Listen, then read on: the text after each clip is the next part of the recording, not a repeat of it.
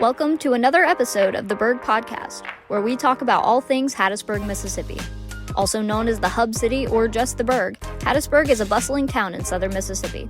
It's an educational, cultural, business, and medical hub for the region, and we're pleased to share stories from our community.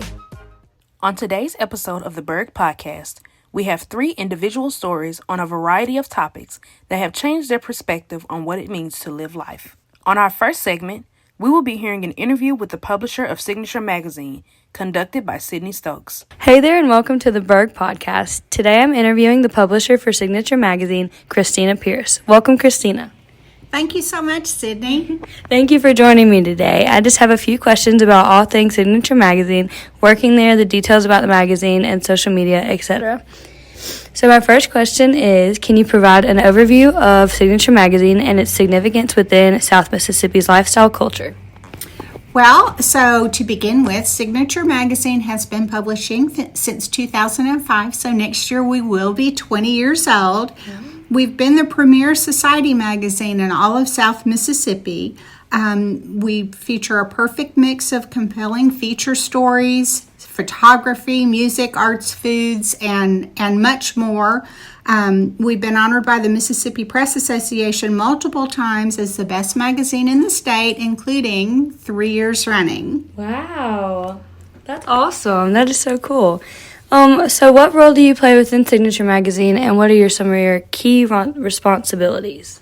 So as the publisher, I manage the processes and the people. So we're really under the umbrella of Hattiesburg Publishing here. In addition to Signature, we do a weekly newspaper called the Pine Belt News. We do several annual publication like Here's Hattiesburg and the Pedal Guide and some others, and we do 2 sports magazines annually. So I manage the staff of 10 that get all that work done. And I love my role because I can kind of pick and choose what input I have where. Right. But what I see my role as is mainly enabling the people that work with me, kind of removing obstacles from their path, right. Making sure that they have a smooth, easy way to get their jobs done. Absolutely. How do you ensure that Signature Magazine remains relevant and engaging to its readership in an ever-changing social media landscape? So, social media, that's an interesting one. We actually have a person on our staff that devotes most of her time to social media management, not just for Signature, but also for the newspaper and the other publications. But as far as remaining relevant, I think that we're very active in the community here, and we just ask a lot of questions and listen. For sure. Yeah, I took a look at y'all's social media, and that was so cool. It's so awesome to see like y'all's Twitter and everything. I was like so into it. Can you share any exciting upcoming projects or developments that readers can look forward to in Signature Magazine? So we're deadlining actually today. It's mid-February, and we're deadlining for our March issue, which is our home and garden issue, and it's always one of the most actually we're going into our busy season because in March we have home and garden. April is spring fashion, and then we have kind of May, and then we jump right into Best of the Pine Belt, which are our 2 biggest magazines of the year for July and August. Yeah, that's awesome. I mean, I'm sure people are all into seeing Best of the Pine Belt for sure. So how does Signature Magazine capture the essence of life in South Mississippi? Well, we don't really try to be everything to everybody. We've bantered back and forth the idea of including maybe a little more content that is geared towards men. And then we finally about a year ago decided, no, we're going to pull back and we're going to really try to find our niche and work on what we do the best. Right. So it's heavily geared towards women, although men enjoy reading it every month too. But life in South Mississippi is like life anywhere. We're all interested in the same lifestyle categories. Yeah. So we try to make sure that we have things in every issue that food is heavy on us. Community events are huge. Fashion, home. Those are, and with a good a good deal of health content, both physical and mental. Right. How does Signature Magazine contribute to promoting local businesses, events, and attractions in South Mississippi?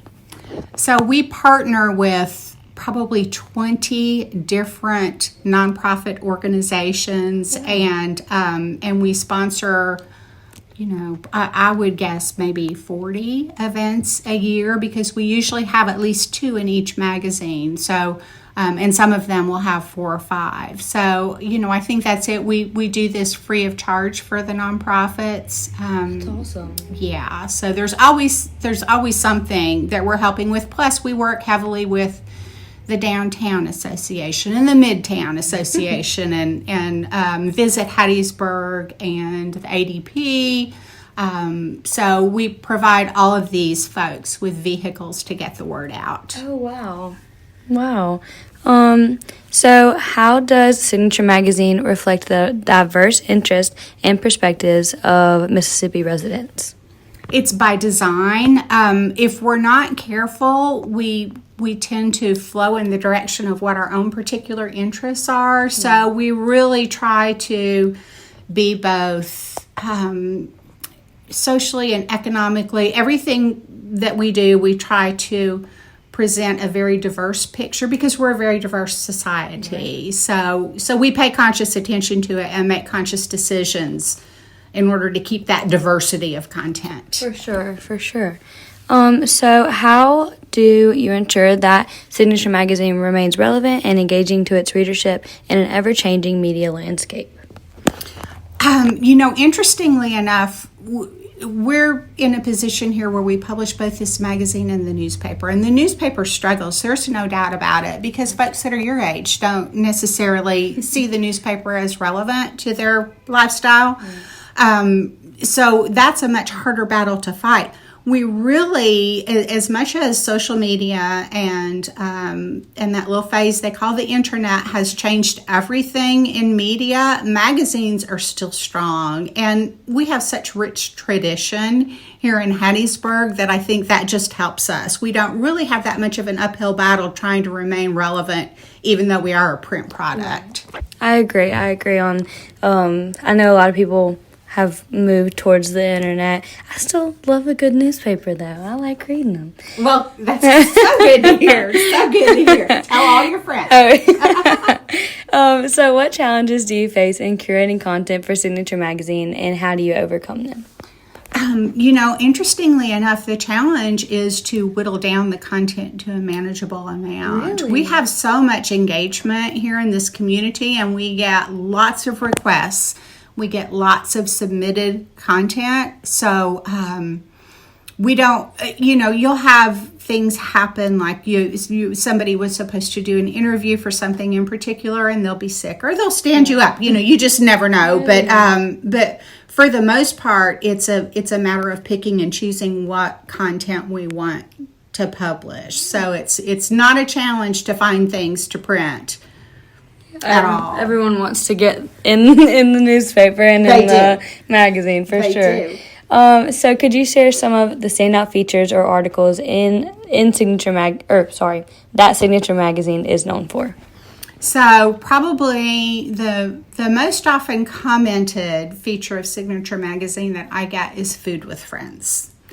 We just like to eat here. We just all like to eat. So we have a group that's been doing Food with Friends for several years, and they are not employees, but they devote their time and they write. They get a meal, right? But they write it for us and submit it to us, and it is probably the most popular feature. Wow. We did have one month, I think maybe a year ago, that several of them had the flu at the same time. We did not publish a Food with Friends, and the phone rang and rang and rang. So that's a very popular every month feature. We have like 8 different columnists that are in the magazine each and every month, and depending on what your particular interests are, those are really popular too. And then each month we have a target. So like March is Home and Garden, and April will be Spring Fashion. So yeah, for sure. So what advice would you give aspiring writers or journalists who are interested in contributing to Signature Magazine or pursuing a career in lifestyle journalism? Reach out to us. We are so willing and able to help you. If you need a byline, our editor, Sandra Buckley, is the sweetest woman that ever drew a breath and absolutely loves working with young journalists. And she's got, a couple of decades of magazine experience. So if you need a byline, she can assign you a story and help you work through it. And just don't ever hesitate to reach out to us. We'll do everything that we can to help. For sure, that's really good advice. I know a lot of people like me are hesitant to reach out sometimes. But so looking ahead, what do you envision for the future of Signature Magazine, and how do you see it continuing to evolve and thrive within the local community? So we keep playing on the huge success that Best of the Pine Belt has here. And when I look at our opportunities for growth, it's the first thing that pops in my mind. So because there's so much more that we can do with it, even throughout the year. We also recently, a couple years ago, added a 20 under 40, which recognizes 20 of, young and upcoming professionals in the area. And those it seems like any time that you can gather a group of people together to celebrate themselves, right, it's just a huge win-win for everybody. So as we look to the future, any additions we make or changes we make will kind of revolve around picking one aspect of our society and really celebrating it. Right. We've talked about doing a healthcare heroes because healthcare is such a huge part of our lives here. Sure. So that kind of thing. That's how we're going to grow. Yeah. Well, I think that's all the questions I have for you today. Thank you so much for interviewing with me, Christina. Thank you, Sydney. Best of luck to you, and it was lovely to meet you. Thank you so much. I'm Sydney Stokes for the Burg Podcast. On the next segment, Kennedy Drake gives us a personal essay on a traumatic experience. In life, we all have routines. We go through our days in a cycle of waking up and not expecting anything different to happen. My mother and I would always travel to see my grandmother and our family on holidays or even a random weekend. We drove the long distance so frequently that it became a normal part of our lives. We spent the 4th of July with our extended family having the best time. That same day, we headed back home. As it was time to leave, we did our routine of gathering in a circle and praying for protection on the road. We asked God to protect us as we drove back and put His angels around our car. My family walked us outside to watch us leave, and my mom, my dog Jackson, and I headed home. I'm always the DJ of the car when my mom drives. We enjoyed the car ride together, listening to our favorite songs with conversations about our visit in between. It was an easy drive on the highway without any traffic. I decided to play Love's Train by Bruno Mars and Silk Sonic when out of nowhere a car swerved on the road and toward the median. "What's this person doing?" my mom said. It crossed the median and began to drive directly in front of my mom's car. "Oh my God," I say. I was in so much shock during this moment I couldn't move. I couldn't scream. I just had my eyes locked on the car with my phone in my hand, sitting there completely frozen in the passenger seat. Through the grace of God, there wasn't a single car beside us, so my mom quickly swerved to the right lane. For 1 second, we thought we were in the clear, and so the car decided to swerve to the right lane with us. It's as if the person in the car wanted to kill us. Again, my mom swerved to the left lane, but the car followed her to the left. It was inching closer to us. I thought we were going to die. It looked like there was no hope for us in that moment. I accepted our fate. Through the skin of our teeth, my mom swerved to the opposite lane. She avoided a head-on collision. There was an inch worth of space for her to even make the swerve. My mom had been hitting her brakes the whole time, so it was easier to swerve. Thankfully, the car drove into a ditch, so it couldn't cause any damage to anyone else. After that, my mom and I sat in silence for a few seconds. She broke the silence by saying, "Praise the Lord." She grabbed my hand and said she was so sorry that I had to go through that. I told my mom that it was okay. She then said, "You did so good, Kennedy." "Me? You were the one driving," I said. She meant that I didn't scream or freak out. My mom made it in her mind that we weren't going to crash. She described her quick thinking as driving like a NASCAR driver. We held hands for a while until we made it back home. The following weekend, we went to church that Sunday. My mom and I felt an immense amount of love from God. Being there to thank Him together was everything that we needed. Raising our hands in church and praising the Lord strengthened both of our relationships with Him. Traveling to see family was all routine, something we did every other weekend. We prayed for God's protection, and He always did it. We don't ever have any jump scares. We expect it to be protected. But this day was different. We realized in that split second that we could have lost our lives. My mom wasn't even in a cage that day. Through this incident, I grew closer to God. I trust Him through all my worries in life because I know He will guide my path. That car was like a demon wanting to end our lives on the 4th of July. We were in the happiest of moods, and the enemy decided to take it all away. I think about this incident frequently. Whenever I'm worried about life's obstacles, I reflect on this moment. This experience reminds me to trust God just like I did that day, and everything will work out in my favor. I've always believed in God, but this incident furthered my passion to seek Him and open my heart to Him. It's important to appreciate the routines in life and keep in mind that God has lives in His hand. Doing the same routine made me not realize the extent that God was providing for me. Every day He would give us safety, guidance, and the list goes on and on. If we pray, there's no real reason to ever worry. I now feel the closest to God that I have ever felt in my entire lifetime, and it's the most comforting and at ease I've ever been. Just like the burst of happiness you may feel from having a gut-wrenching laugh with your favorite person or experiencing love for the first time, that's how I feel with my connection with God. It's like I've had a bite from the sweetest fruit, and my life is just magical. The routines we don't think much of are the things to thank God the most for, because anything could happen to disrupt our joy. But He is the reason why my joy continues.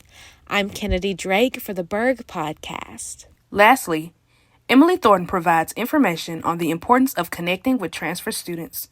Raven Payne has this report. Emily Thornton is the on-staff advisor for the Transfer Student Association. Thornton gives a brief overview of the organization.